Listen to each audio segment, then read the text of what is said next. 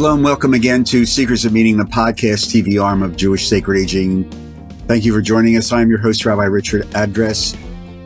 We are beginning right now on this particular podcast. What we hope for is a series of podcasts that are going to touch on various aspects of health. I guess it's in keeping with the time of the year, February, Heart Month, etc., etc.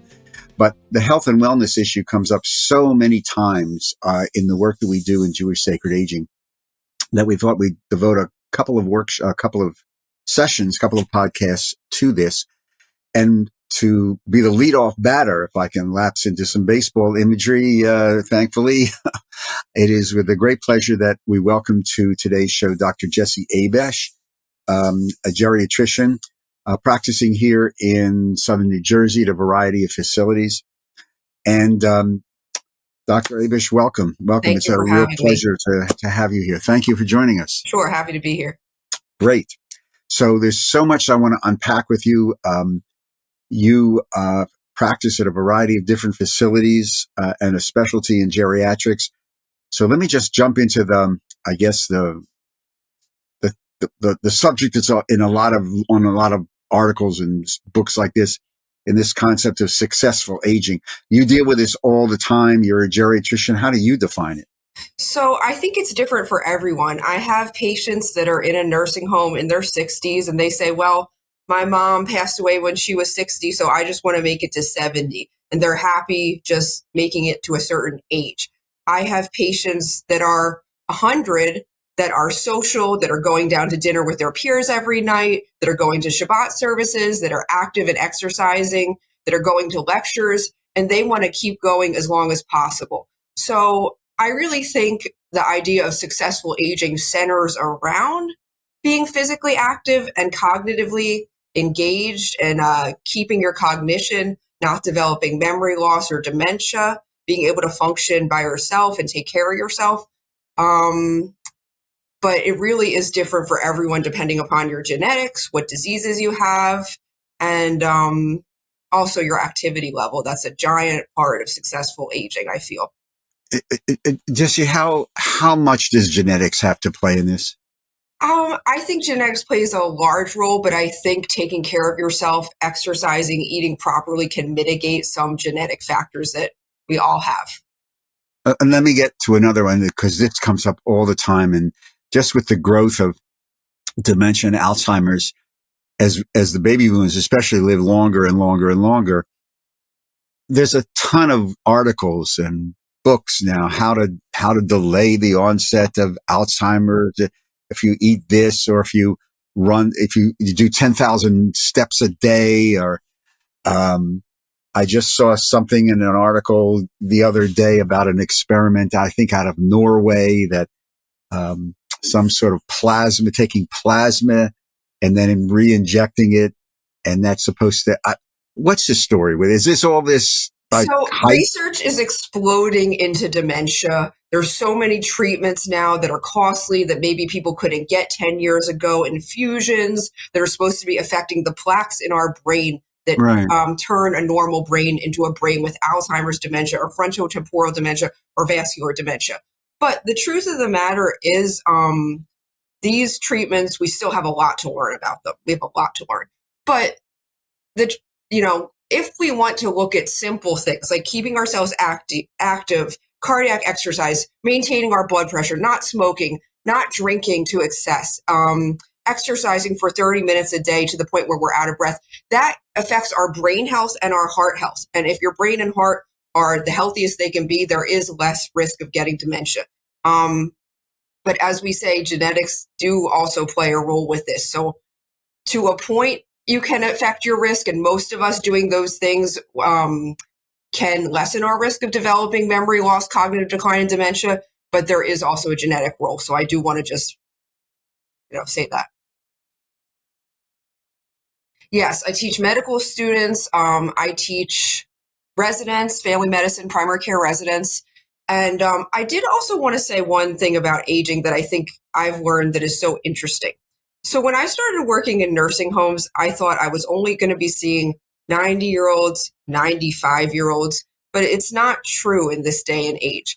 I've actually seen people in their 40s that have end stage processes. I've seen people that are unfortunately so heavy that they can't get around themselves. So when we think about aging, I'm really thinking about your body and what you're able to do for yourself, not just if you're 98 years old or you're 78 years old. Talk to me a little bit about this alleged, I guess it's not alleged anymore because I think the statistics are proving it, this increase in obesity and what impact it is on health. It cannot be overstated, the impact in health. I think every day all of us is seeing a headline about Ozempic or these new medications and people trying to get them. Maybe not pursuing the tried and true changes to our activity levels, our diet, but it can't be overstated, the effects of obesity. One thing I learned going through my medical education was this concept of sarcopenic obesity. What does that mean? That is a big word that basically means somebody, if you're looking at two patients and one is 98 pounds and one is 350 pounds, but both of those people don't have a lot of lean muscle. They might not have the ability to stand up from their chair quickly or without using their arms, or they might not even be able to do it at all. So that the obesity and having a high level of fat and also a low level of lean muscle, that affects your fitness, your heart health, and your ability to do your activities of daily living yourself. So I really can't overstate how important maintaining a healthy weight, maintaining your muscle mass, your core strength, and your heart health are, if you do want to make it, into your 80s, 90s, or beyond, and be able to be active. But is it true that you can be overweight according to the statistics, but still be healthy? Yes, I think so. I think certain people, just the way their bodies are made up, they could be like, okay, let's just say take somebody my age, mid 30s, 36, and maybe they're 5'6", but maybe they're really strong, really muscular. They can work out at the gym and they might be 175, 180 pounds. So technically they are overweight, maybe even bordering into obese, but still they're strong. Their blood pressure is good. They have a lot of muscle. So I do think there are exceptions to the rule. Yes. So somebody, I'm sure, will come to see you, or you'll talk to a patient and they'll be, let's say, in their mid 70s. And you say, you should really drop, cause you're sedentary. Right. Say, no, I tried. I just am too old. Are you ever too old to manage your weight and to lose weight? And how much more difficult is it when you're older? It is harder. It is harder. But I also think that kind of mirrors that elderly persons can be afraid to exercise. And I think the weight is kind of connected to that too. Maybe looking at it as the activity level and not just the number on the scale is important, and making sure they're eating protein is also important. That's another trend with heart health, is eating these lean proteins. So wait, I'm sorry. Did I answer your question? Kind of. Yeah. Kind of. But you said as you get to be my age, it's harder to lose weight. It's harder to lose weight, but I do think building that activity in every day and being more mindful of what you're consuming, you definitely can lose weight. Question. I've heard this. The older I get, the less hungry I am. Is that true or false? As you get older, you're not able to discriminate certain tastes as well between sour and salt, for example. So a lot of my patients will say to me, food doesn't appeal to me. It doesn't taste like it used to, or they have to heavily salt it to really taste it. So that is something we see. But one thing I see very frequently is patients, when they're at end of life and maybe they're in those final few months, they are not as hungry. Their bodies are slowing down, and that can be really distressing to families. They think they're starving and they really try to feed them aggressively. And I have to kind of counsel them that this is part of the natural winding down process of the human body. So let me just do a little bit of rapid fire questions that come up all the time. I'm sure you deal with this every single day. This BMI index. Yes. So how valid is this? You have to have a 30, below 30. It's not. For me as a geriatrician, it's not valid, because I'm looking at Is somebody able to walk themselves? Are they falling a ton? The number on the scale and the BMI does not reflect how much muscle or fat they have. So for me, it's just not that important. Sleep. So important. 7 to 9 hours a night. Wow. As patients age, the levels of that deep REM sleep decrease, and they might be waking up more frequently. It's a problem I have a lot, or they're using the bathroom multiple times at night. Getting that rest is really, really important. Blood pressure. Very important. Is there Well, 120/80? Is that the gold no, it's standard, not or? that. It's not that simple for everyone. Depends on your age. It depends on if you're falling a lot. It can depend on what other medicines you're on, and it can be tailored a little bit. Diabetics, we want to make sure their blood pressure is regularly controlled in that 130 to 140 range, depending on their age. But if you're 90, let's take, for example, a patient that is up in her apartment, nobody's with her for most of the day. If her blood pressure drops too low and she falls and hits her head, she could really be in trouble. Maybe no one will find her. Maybe she fractures her hip. So I actually am more concerned about low blood pressure in a lot of my patients. Low, LOW, is that what you said? Low, yes. Low. And then falling. I keep, every time I see somebody just go downhill rapidly, Right. It falls they say, inevitably. we fell, somebody fell, I broke a hip, I was in it. Yes. How do you tell your patients to go through their apartment or their house and do little things? I'm sure there are little things I've heard, Right. the rug, Right. lighting, this, that, and thing to prevent falls. So you're right. Falls are a huge issue. I tell everyone, see your doctor after you fall, because a fall usually is just the tip of the iceberg, and it can mean other things are going awry. If it's the medicines you're on, your blood pressure, your balance, your vision, your environment, like you said.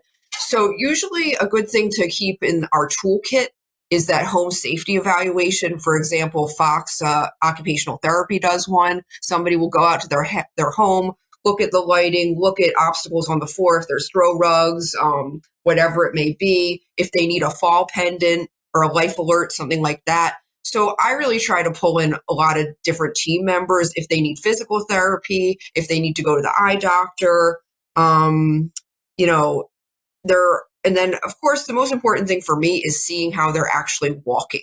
And it's very easy to see if somebody's having problems. So how important is the annual physical? Or the Medicare annual well visit? Is that what you're talking about? However you want to call. Okay. Well, I mean, think, well, full disclosure, I'm obsessive about this.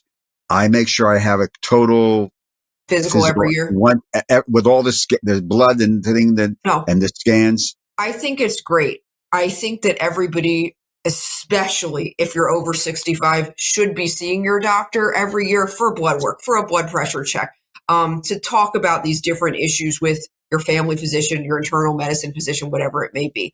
Another thing that we didn't bring up that kind of comes into successful aging that I'm sure you talk about in other podcasts is this idea of contingency planning, having a living will. Would you want CPR? Would you want to be intubated? Would you want a feeding tube if, God forbid, you were very critically ill? And that's another thing that primary care physicians should talk to our patients about. Sometimes we run out of time and we don't have time to talk about it. And then a patient might be in a very weak spot and the family doesn't know what they would have wanted. So that's another whole discussion that you can have with your primary care physician and also with your family. Yeah, this comes up a lot. And Jewishly, there's a whole literature on guidance. In fact, on almost every, that's rabbinic hyperbole. Many of the sessions that we do as part of our work in congregations is how to make a Jewish decision at the end of life and walks you through exactly what you're talking about. Right. And it's and all challenging. The forms and the developing of a care plan and et cetera, et cetera. One of you've mentioned this a couple of times. There's an article almost every week, in some newspaper, magazine, et cetera, is saying, and this is very Jewish, by the way, no matter how old you are, Right. get up off the couch, walk, Yes. Yes. do something, lift a weight, get on the exercise bike. Mm-hmm. How crucial is exercise?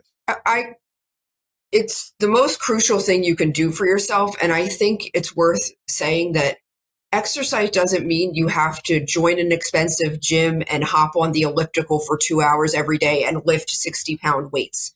It can be as simple as vacuuming your stairs. It can be walking your dog for half an hour. Really, most people should be working out to the point where they're out of breath if to preserve function and increase their heart health when they are older than 65. But I think that this idea of exercise has kind of come into this niche market, and it's really staying active. And, like I was just schlepping up the steps with my vacuum, and that was getting my heart rate up. So I want people to think that it can be biking, it can be yoga, it can be swimming, it can be dancing, but also you can open up your laptop and look on YouTube videos about, standing up from your chair and doing exercises that are made for senior citizens that are very easily accessible and no cost or low cost. So, in various parts of the country, you can turn on the television and see these advertisements for the benefits of full body scans, whether you need it or not. And they are costly, but they say if you take one of these things and the radiation is okay and it could pick up something. And then I've heard other people say, wait a minute. A lot of this is false positive. They'll see a little speck and some Right. people will run. And what's your opinion professionally on these? I would not advise that. And I'll tell you why. The question would always be if you found an abnormality, if it's a breast nodule, if it's a lung nodule, a cyst on your kidney, one, would you want to know about it? Would you be wrecked with anxiety after finding that out? And of course, it doesn't make sense to do this type of scans for people that will not live longer than 10 years, is what the literature says, our preventative guidelines. But so the question is, if you found something abnormal, what would you do about it? Would you even do anything? All right, so I think that this is really like more of a gimmick or a money-making exercise. It's not something I would recommend a full body PET scan. Which is another reason why, the annual physical with your physician. Right.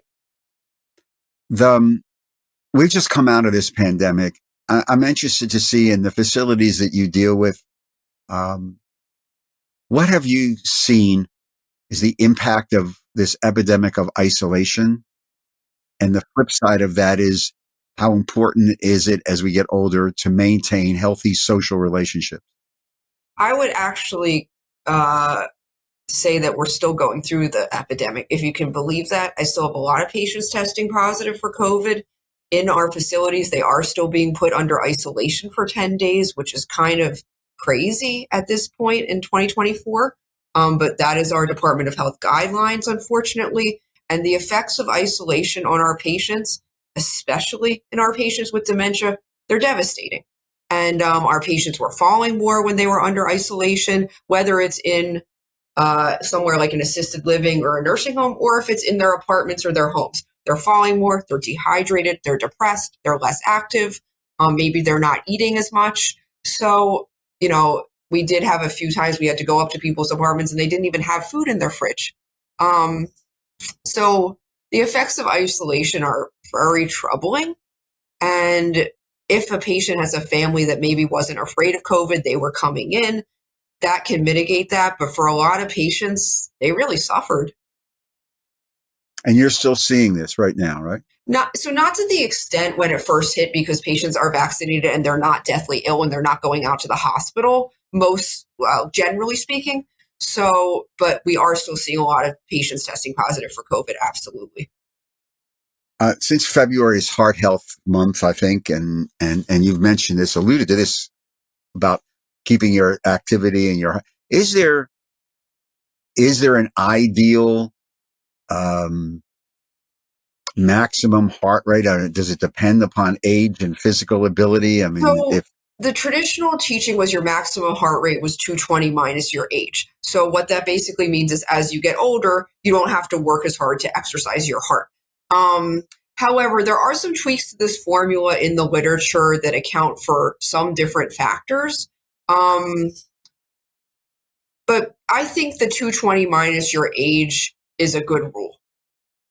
And the resting heart rate, if you have a resting heart rate, let's say in your 70s, 80s, in the 50s or 60s, Yeah. is that a sign that your heart is more healthy than? I wouldn't go just by that. I think Okay. it's more complex than that. And I would also, the caveat would be a lot of, patients could be on medicines that slow down their heart rate. So I think that depends on the person. In your practice, how do you guard against dealing with older adults who may have a whole slew of medications to make sure that medication A is getting along with Right. medication B?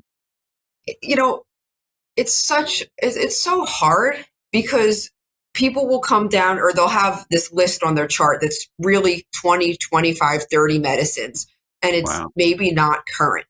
And sometimes what I do if I don't feel confident about it, which often happens, is I have them bring them all down to their next office visit. Then I can really say, are you taking this? Are you taking that? Or I call the families, hey, do you think mom is taking her medications? And often we get in these prescribing cascades, like you said, okay, this medicine is causing dry mouth. Okay, well, we're going to prescribe this one, or this one is causing dizziness, and we're going to prescribe this one to treat the dizziness. So that annual visit with the doctor, just going through the meds, that can be 20 to 30 minutes right there. Wow. And often patients might not realize that I might not know as a primary care physician what your neurologist or what your cardiologist has done to your medicines. So, having a current medication list, I have some patients that have it on an index card. That's always helpful. Just having a current medication list is very important. And speaking of list and technology, uh, this machine here, um, do you recommend? Oh, you'll see me one phone and raise me another phone. But evidently, and I'm technologically challenged, Right. as Steve, our producer, will attest to. But there are evidently apps on the iPhones and the phones Mm-hmm. that you can list, right? All your medical history, Yes. medications, et cetera, et cetera. Do you Right. recommend that as a doctor?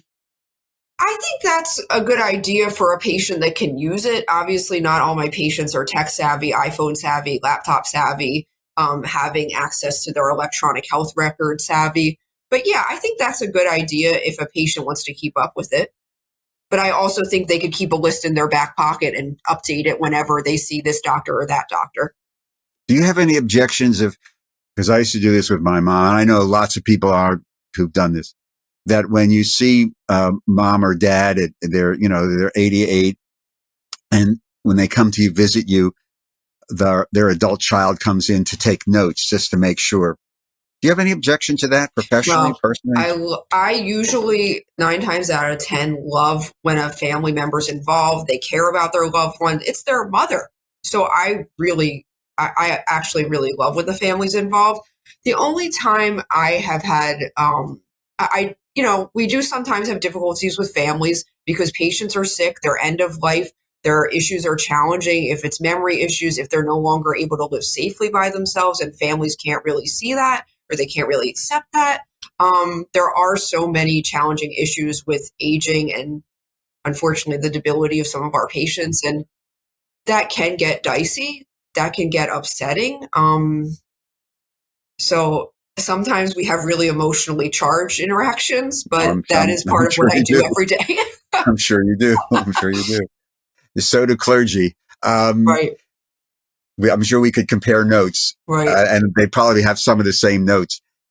Um, Given also the rapid increase of technology, Jesse, what's your opinion of telemedicine? And do you do anything electronically? You see patients that way? So we did have the ability to do it during COVID. I had a lot of partners that were in family medicine practices that worked from their couches.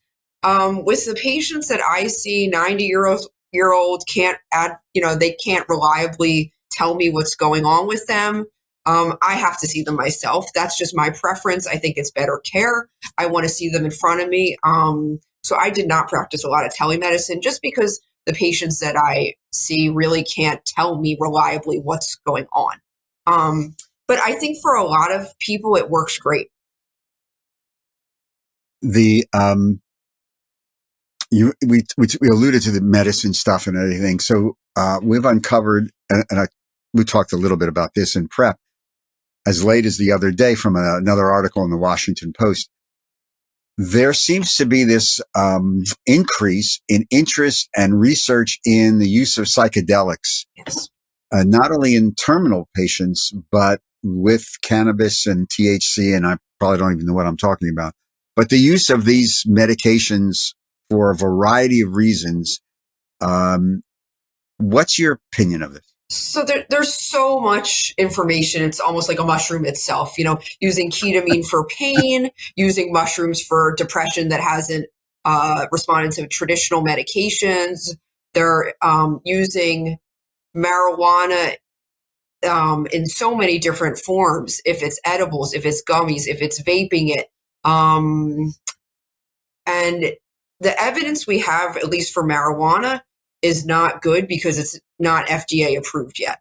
So I also feel with I'm going to talk about marijuana first because I think that's a lot of patients are bringing this up.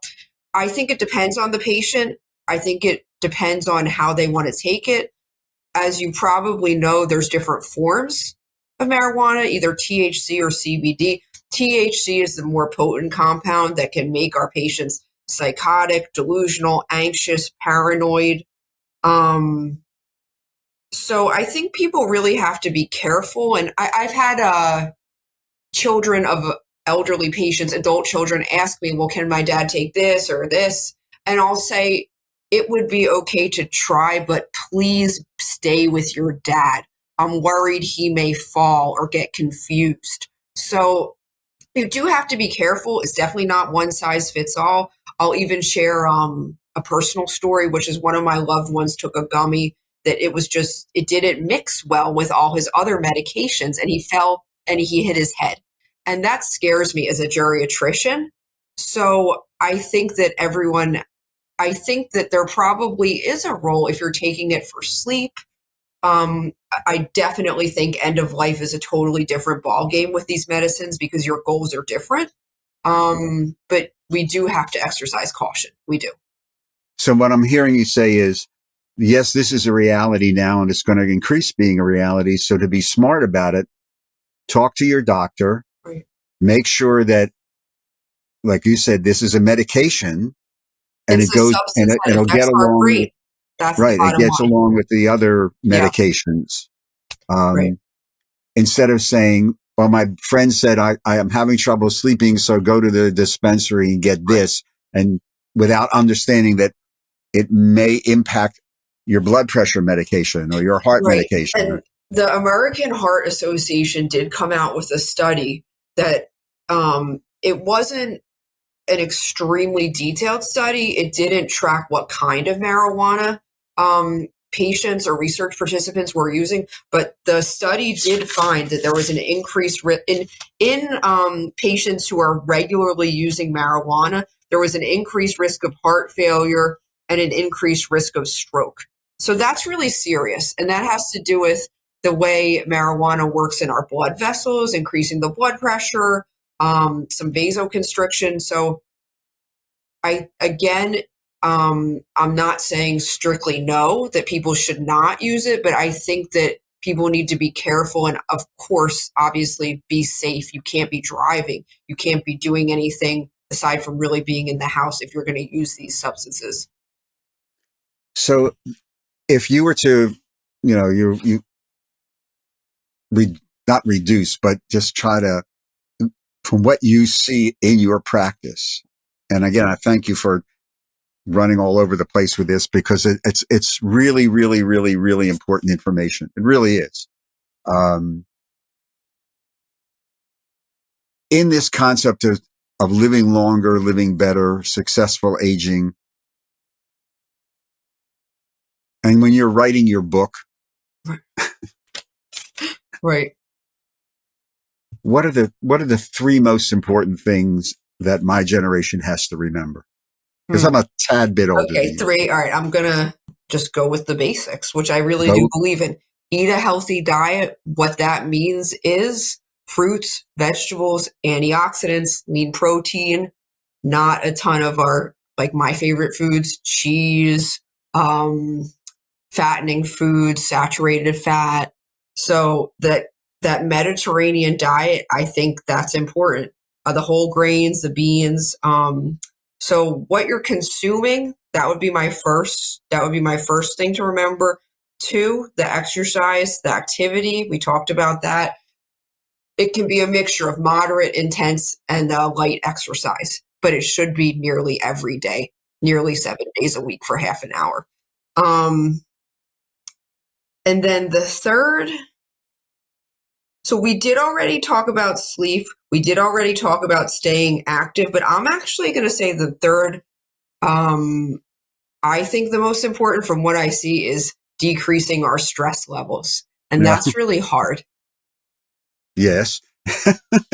That's really hard in today's age. But So that old bumper sticker, stress kills, that's true, right? That's exactly what I was just thinking. Everyone's ways to mitigate stress are different, right? So we're figuring out what works for you to manage your own stress levels. Well, coming on, one of the sessions that we hope to do in this block around health is to talk to some people who are really devotees of meditation. Yes. Because I'm finding more and more of our generation that as they let go of some of the shtuyot, the stuff, they found spiritual practice and meditation to be very, very helpful. So I'm glad you mentioned that. That's cool. So activity, eat healthy, getting rid of stress.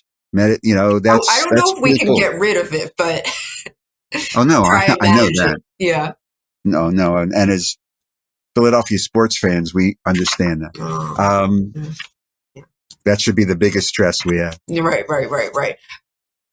Right. So I want to thank you, Dr. Jesse Abesh. I want to really thank you very much for this time. It's been very, very helpful. Tons of information. Right. And I wish you could stay healthy and say hello to JJ for me and the rest of your family. You take care. Thank you so much. This was awesome. Happy to be with you. And I look forward for you to come back. We'll love to follow up sometime soon. Sure. So we can do a second chapter. Yes, absolutely. Definitely. I'm going to think about Take care, Jesse. Thank you very much. Take care. Bye-bye. And to all of you, thank you for joining us on today's edition of Seekers of Meaning, the podcast TV arm of Jewish Sacred Aging. You can follow us on our website, jewishsacredaging.com. Visit us on the Facebook page of Jewish Sacred Aging. And if you'd like to make a comment or a suggestion, just email me, rabbiaddress@jewishsacredaging.com. And if you go to the website, jewishsacredaging.com, if you'd like to help support our work here in these podcasts, you'll find a very, very conveniently located donate button. You click on that, just follow the prompts. We appreciate your support. And if you, your organization, would like to be a sponsor of a series of these podcasts, please just email me and we'll talk to you about inviting you to be a sponsor. Seekers of Meaning is produced at the broadcast centers of Lubetkin Media Companies in Cherry Hill, New Jersey. And as usual, a huge shout out to our producer, Steve Lubetkin. Again, I'm your host, Rabbi Richard Address, and we look forward to greeting you on the next Seekers of Meaning podcast and TV from Jewish Sacred Aging. In the meantime, everybody, stay safe, be healthy, and most of all, especially in this day and age, be kind to one another. Shalom to them.